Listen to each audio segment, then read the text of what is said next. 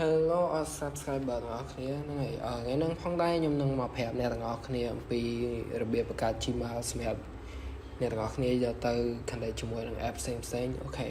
ហ្នឹងហើយអញ្ចឹងកុំឲ្យខាតពេលយូរអ្នកទាំងអស់គ្នាអាចធ្វើតាមខ្ញុំបានអញ្ចឹងជំហានដំបូងអ្នកទាំងអស់គ្នាចូលមកកាន់ Google Chrome របស់យើងហ្នឹងមកអូខេអញ្ចឹងអ្នកទាំងអស់គ្នាវាយពាក្យថា gmail.com អូខេចឹងវានឹង load មកដល់កន្លែងហ្នឹងហើយចឹងអ្នកទាំងអស់គ្នាចុចពាក្យថា create account នេះហើយអ្នកទាំងអស់គ្នាចុចពាក្យថា personal use អូខេចឹង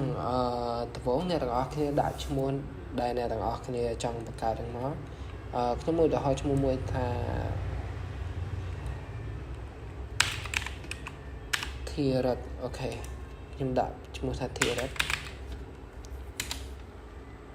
អូខេអញ្ចឹងអ្នកទាំងអស់គ្នាកន្លែងនេះបើយល់ល្អអ្នកទាំងអស់គ្នាគួរតែដាក់ថ្ងៃខែឆ្នាំរបស់អ្នកទាំងអស់គ្នាពិតប្រាកដតែម្ដងទៅដើម្បីថ្ងៃក្រោយទៅយើងអាចនឹងស្រួលចាំអូខេអញ្ចឹងកន្លែងនេះគឺយើងជ្រើសរើស page ខាងលើនេះគឺ page ស្រីនិងខាងក្រោមនេះគឺ page ប្រុសអូខេអញ្ចឹងបន្ទាប់ពីយើងបំពេញហើយយើងចុច next អូខេចំពោះកន្លែងនេះអ្នកទាំងអស់គ្នាបើសិនជាអ្នកទាំងអស់គ្នាចង់បង្កើតនៅ name របស់ខ្លួនឯងអ្នកទាំងអស់គ្នាចុចកន្លែងហ្នឹងមកវានឹងឲ្យយើងបង្កើតអីក៏ប៉ុន្តែខ្ញុំគ្រាន់តែជាឧទាហរណ៍ទេអញ្ចឹងខ្ញុំសុំយកឈ្មោះដែល Google បានដាក់ឲ្យតែម្ដងអូខេអញ្ចឹងយើងចុច next បន្តមកអូខេបន្តមកដល់កន្លែងនេះអ្នកទាំងអស់គ្នាគេឲ្យអ្នកទាំងអស់គ្នាដាក់ passwordអូខេអញ្ចឹងpassword អ្នកទាំងអស់គ្នាមុនពេលដែលដាក់អ្នកទាំងអស់គ្នាគួរតែចំណាំវាទុកផងដើម្បីថ្ងៃក្រោយយើងមានបញ្ហាផ្លាស់ប្ដូរទៅ device ផ្សេងអីយើងអាចចាំ password របស់វាគឺងាយស្រួលអូខេអញ្ចឹងអ្នកទាំងអស់គ្នាដាក់មក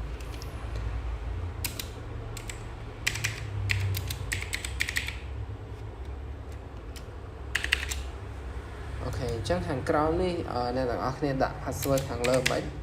ខាងក្រោមហ្នឹងអ្នកទាំងអស់គ្នាដាក់ដូចខាងលើដែរមកអូខេអញ្ចឹងបន្តពីដាក់ហើយអ្នកទាំងអស់គ្នាចុចពាក្យថា next នឹងតមកអូខេកន្លែងនេះវាឲ្យយើងដាក់លេខទូរស័ព្ទសម្រាប់ពេលថ្ងៃក្រោយយើងភ្លេចលេខកូដអីអញ្ចឹងទៅអ្នកទាំងអស់គ្នាអាចសាររើតាមរយៈលេខទូរស័ព្ទនឹងមកវិញបានអូខេអញ្ចឹងអ្នកទាំងអស់គ្នាដាក់មកអូខេអញ្ចឹងខ្ញុំដាក់លេខទូរស័ព្ទរបស់ខ្ញុំអូខេបន្ទាប់មកវានឹងផ្ញើលេខកូដហ្នឹងចូលទៅកាន់ទូរស័ព្ទរបស់អ្នកទាំងអស់គ្នាហើយអូខេខ្ញុំបានទទួលលេខកូដហ្នឹងហើយបញ្ជាក់ផងដែរអ្នកទាំងអស់គ្នាគឺលេខកូដកន្លែងហ្នឹងគឺគេផ្ញើទៅកន្លែង message អញ្ចឹងអ្នកទាំងអស់គ្នាអាចចូលទៅក្នុង app message នៅក្នុងទូរស័ព្ទរបស់យើងទៅអ្នកទាំងអស់គ្នានឹងឃើញវាអូខេអញ្ចឹងខ្ញុំចុច next បន្តអូខេកន្លែងនេះអ្នកទាំងអស់គ្នាបើសិនជាអ្នកទាំងអស់គ្នាមាន Gmail មួយទៀតសម្រាប់ទុក recover វាក៏បានដែរប៉ុន្តែ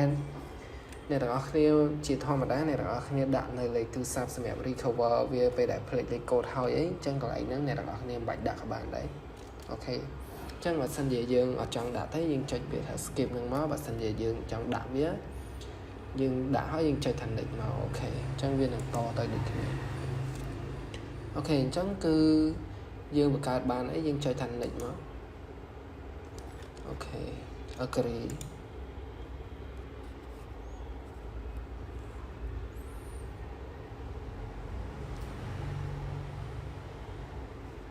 អូខេអញ្ចឹងគឺយើងបង្កើតបានជោគជ័យហើយអញ្ចឹងវានឹង load ទៅហើយអូខេអញ្ចឹងចំពោះ Gmail នៅក្នុងវីដេអូហ្នឹងយើងបានបង្កើតជោគជ័យហើយអញ្ចឹង